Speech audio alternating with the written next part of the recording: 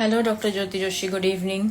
या good evening. Okay, सो आज हम लाइव लेके आए हैं वापस से एक न्यू टॉपिक के साथ में। डॉक्टर ज्योति जोशी मैम, आपने लास्ट टाइम ब्रेस्ट कैंसर के बारे में कुछ बातें की थी आपके लाइफ में। सो हम उसके बारे में और इन डिटेल में जानना चाहेंगे कि क्या ट्रीटमेंट है आयुर्वेदा में ब्रेस्ट कैंसर को लेके, और वो कौन से स्टेज, जैसे एलोपैथी में स्टेजेस बताया है ब्रेस्ट कैंसर के, तो कौन से स्टेज तक हम आयुर्वेद पे डिपेंड रह सकते हैं। या बेसिकली सी मतलब आयुर्वेद में दो टाइप के डिसीजेस बताए हैं, दैट इज सुख साध्य और कुछ साध्य। सो सुख साध्य मतलब इजीली दवाइयां दे दो and you will be like all right within 3 to 4 days. There are some diseases जहाँ पे you need to invest the like proper diet, proper lifestyle and definitely different sort of treatments and different sort of medicines. So ये सुख साध्य medicines और जो सुख साध्य व्याधियां और कुछ साध्य व्याधियां ऐसे आयुर्वेदा में बताया गया है। So सबसे पहले काफी लोगों को लगता है कि आयुर्वेद से सब कुछ क्योर हो सकता है, या फिर बस आयुर्वेद के पास जाओ एंड एक्सपेक्ट द मैजिक, या फिर आयुर्वेद पीपल क्लेम कि हमने ये ठीक कर दिया। You see many times on social media, या फिर ऐसे लाइक हम कुछ स्क्रॉल करते रहते हैं कि यहाँ पे जाइए पूरा like 100% cure and all. So 100% cure ये डिसीजेस में बोलना ये वेग स्टेटमेंट हो सकता है, but definitely there like with Ayurveda, we can actually give a quality life to the patient. Especially today I will talk about the breast cancer. So breast cancer में and different sort of other cancers as well. So, but उसमें हमें patient की likewise आपने बोला कि stages होती है, first stage, second stage, fourth stage, बाद में मेटास्टैसिस है क्या, कहाँ पे, ये बहुत सारी लाइक ब्रेस्ट कैंसर का मेनी टाइम्स लंग्स में मेटास्टैसिस होता है। सार्कोमा जैसी बीमारी होती है उसमें भी जनरली लंग्स में मेटास्टैसिस होता है। सो ऐसे सारे कंडीशन में डेफिनेटली ये मेटास्टैसिस मतलब ये कृच्छ साध्यता, इवन प्रत्याख्य मतलब जब तक दवाइयां ठीक है चालू है तब तक यू आर ऑल राइट। सो ये भी चीजें आयुर्वेद में बताई गई है। सो ऐसा नहीं है कि आयुर्वेद सब कुछ सही कर देगा एंड ऑल, बट यहाँ पे बात आती है कि आयुर्वेद में लाइक रिसेंटली अगर आप देखोगे सो एक एडवर्टाइज आई थी आयुर्वेद जॉब्स के लिए। सो वहां पे खोपोली में टाटा मेमोरियल हॉस्पिटल का एक इंटीग्रेटिव एक लाइक चालू हो रहा है हॉस्पिटल। वहां पे उन्होंने जिन्होंने मास्टर्स किया है आयुर्वेदा में and who can actually work for the oncology, उनके वॉक इन इंटरव्यू थे, ठीक है। सो उसमें उन्होंने स्पेशली क्लिनिकल पैथीज को बुलाया था। सो मतलब काम बहुत कुछ चल रहा है, बट उसमें जस्ट हल्दी करक्यूमिन लाइक उसके एक्सट्रैक्ट निकाल के दे देना एंड ऑल। सो ये तो हमारे डे टू डे प्रैक्टिसेस में है, बट उसके अलावा आयुर्वेदा में बहुत सारी ऐसी दवाइयां हैं कि जो कैंसर में एक proper main role, main line of treatment बोल के काम कर सकती है। ऐसा नहीं कि जस्ट एक सपोर्टिव हम अश्वगंधा ले रहे हैं या फिर कुछ गिलॉय ले लिया या फिर एक्सट्रैक्ट में लाइक हिमालय कंपनी का अवेलेबल है या फिर कुछ च्यवनप्राश वगैरह हमने खा लिया। ऐसे नहीं, टू द पॉइंट हमारे यहाँ पे ये डिसीजेस विधृति बोल के वगैरह एक्सप्लेन्ड है। It is all about Ayurveda diagnosis and उसका ट्रीटमेंट।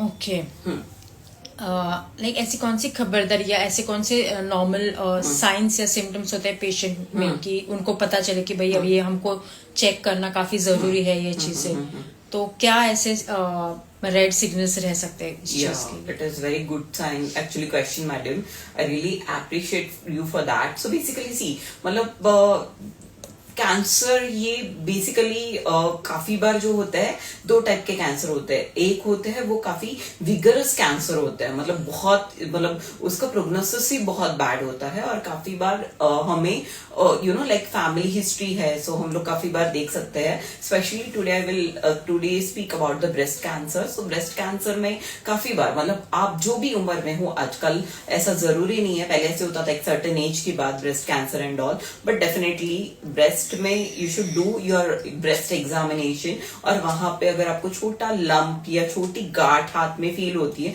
भले वो कोई भी साइज की हो, सो वो आपको चेक करते रहना चाहिए। That is very important like हमें समझ में आ जाता है उससे। सो उसके बाद होता है मैमोग्राफी हो जाता है, सोनो मैमोग्राफी। ये टेस्ट से हमें समझ में आ जाता है दैट इज, क्योंकि काफी बार ब्रेस्ट में जो छोटे छोटे लंप होते हैं वो it might be because of fibro adenoma of the breast, fibroadenoma of the breast मतलब चर्बी की गांठें भी ब्रेस्ट में हो सकती है, या फिर it might be because of like cancerous thing. So वो कैंसर है या नहीं है वो रूल्ड आउट करने के लिए टेस्ट होते हैं, like FNAC, fine needle aspiration test. So एक नीडल डाल के छोटा सा उसका पार्ट लिया जाता है, चेक के लिए देते हैं पैथोलॉजी लैब में, और उसके बाद हमें पता चलता है कि इट इज जो सेल्स है वो मैलिग्नेंट है, नॉन मैलिग्नेंट है. उसके अलावा एक आता है वहां पे बायोप्सी की छोटा पीस निकाला जाता है, वो चेकिंग के लिए दिया जाता है एंड ऑल. उसके अलावा और एक चीज एड ऑन करना चाहूंगी मैडम कि एक्जिला, जो ये वाला पार्ट है हमारा एक्जिला. सो एक्जिला में अगर आपकी छोटी गांठें होती है सम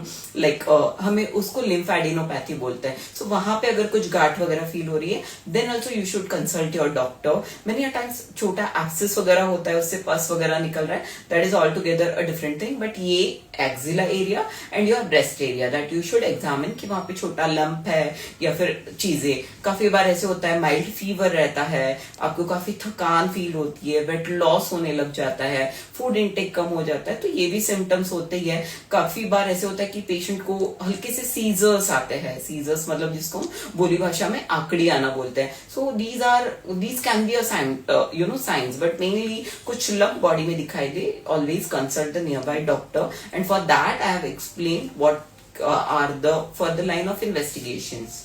या ओके.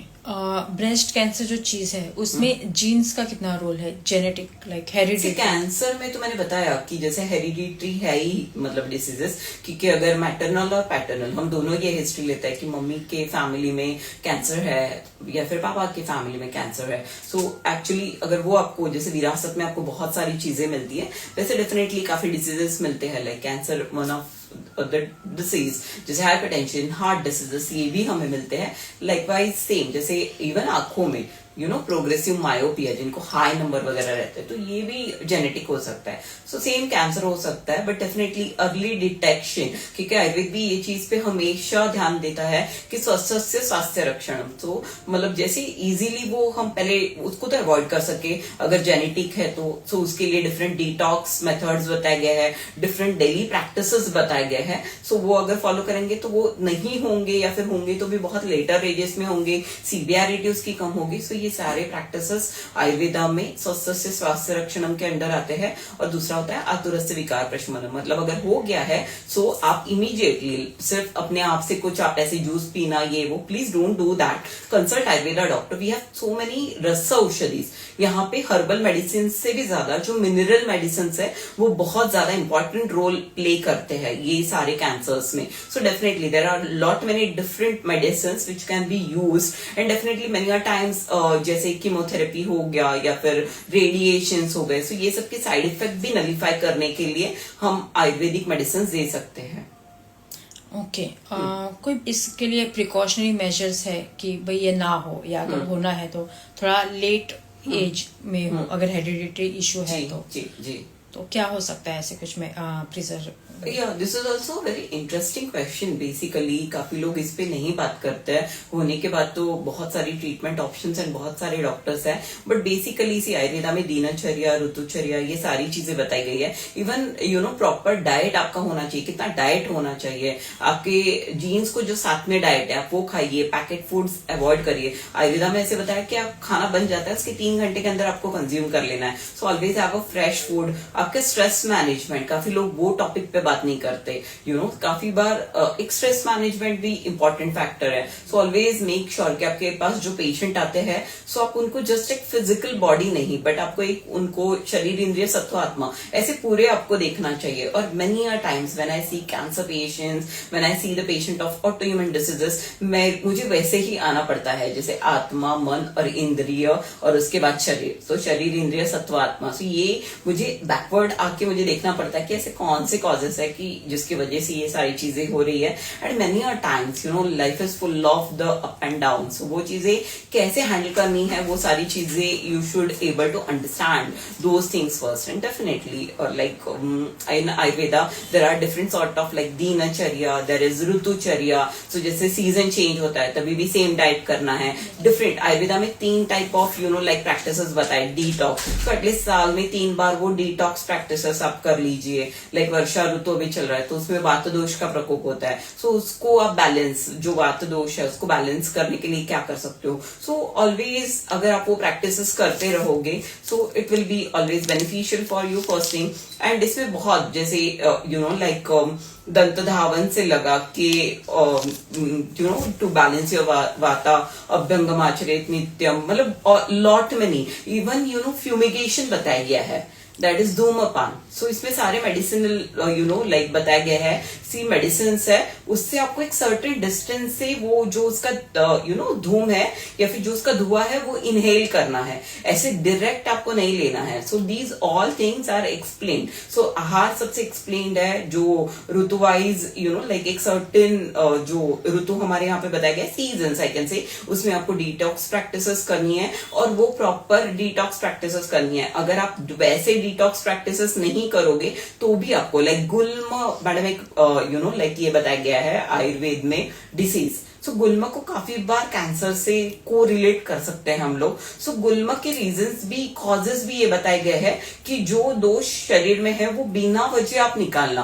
प्रॉपर उसको यू नो पूर्व कर्म किए बिना उनको बाहर निकालना, जबरदस्ती उल्टी करना, जबरदस्ती बिना वजह मुझे लग रहा है मैं डिटॉक्स कर लूं सो लूज मोशंस की दवाइयां लेना। So this is also hazardous. Try to understand this basic things. काफी लोगों को लगता है हम लोग डिटॉक्स कर लेंगे, हम अपना ले लेंगे। No, you should actually detox करने के पहले प्रॉपर पूर्व कर्म, प्रधान कर्म और पश्चात कर्म, ये सारी चीजें होती है। सो ये सारी चीजें होती है, जैसे नेचुरल कॉल्स होते हैं, सो वो सारे सप्रेस करना, ये भी काफी बार कॉजेस हो सकते हैं। So your lifestyle, this everything, this is I can called it as an you know like Ayurveda lifestyle. So अगर आप वो प्रॉपरली फॉलो करोगे सो काफी, forget about the cancer, but काफी डिसीजेस से आप अपने आप को यू नो लाइक दूर रख पाओगे। And most important thing is about your you know सद्वृत्त। आयुर्वेदा में बताया गया है कि you should be always you know balanced. I cannot say we are not sage or something कि हम लोग हमेशा यू नो सही करेंगे। मिस्टेक है, ह्यूमन बीइंग है, मिस्टेक्स तो होंगी, बट ऑलवेज ट्राई कि अगर किसी के साथ सही नहीं कर सकते तो बुरा तो मत करिए। At least that is important message. सद्वृत्त भी आयुर्वेदा में बहुत वेल एक्सप्लेन्ड है। ऑब्वियसली उसका महत्व होगा, इसलिए तो इतनी सारी चीजों के साथ वो भी बताया गया है कि कैसे रहना है, क्या and all, how should be your thought process. So your karmas, your thoughts are very important. So always these things are also very important। yeah ma'am, karma and thoughts, ये सारी चीजों से मुझे और एक बात याद है कि जिनको ये ब्रेस्ट कैंसर से गुजर रहे हैं, जिनको हुआ है, ऐसे जो पेशेंट्स थे वो definitely depression sort of thing से जाते रहेंगे, तो उनको आप कैसे हैंडल करते हैं? सी मैम, आयुर्वेदा में एक सत्वावजय चिकित्सा बताई गई है। सो सत्वावजय आयुर्वेदा में बेसिकली ट्रीटमेंट के ही 3 टाइप्स बताए गए हैं कि मतलब युक्तियोपाश्रय, दैवोपाश्रय और सत्वावजय। सत्वावजय means counselling. Whenever patient comes to me I always take the history. जैसे मैंने शरीर, इंद्रिय, सत्व, आत्मा। सो आत्मा से, कॉन्शियसनेस से वो जर्नी स्टार्ट होती है कि कॉन्शियसनेस, फिर आपका subconscious mind. There are lot many books now you know like power of subconscious mind and all. Is it not there in India? It is there in India since long। Actually जितना काम consciousness पे और ये शरीर, इंद्रिय, सत्व, आत्मा में इंडियन फिलोसॉफी, दर्शन शास्त्र हो या ये सब में हुआ है, उतना शायद कहीं नहीं है। जरूरत है तो उसको पढ़ने की। सो ये जो सत्वावजय चिकित्सा बताई गई है, इट इज ऑल अबाउट कि आप सत्व वृद्धि कैसे कर सकते हो। There are different sort of medications as well. There are different sort of like तलम ट्रीटमेंट एंड ऑल।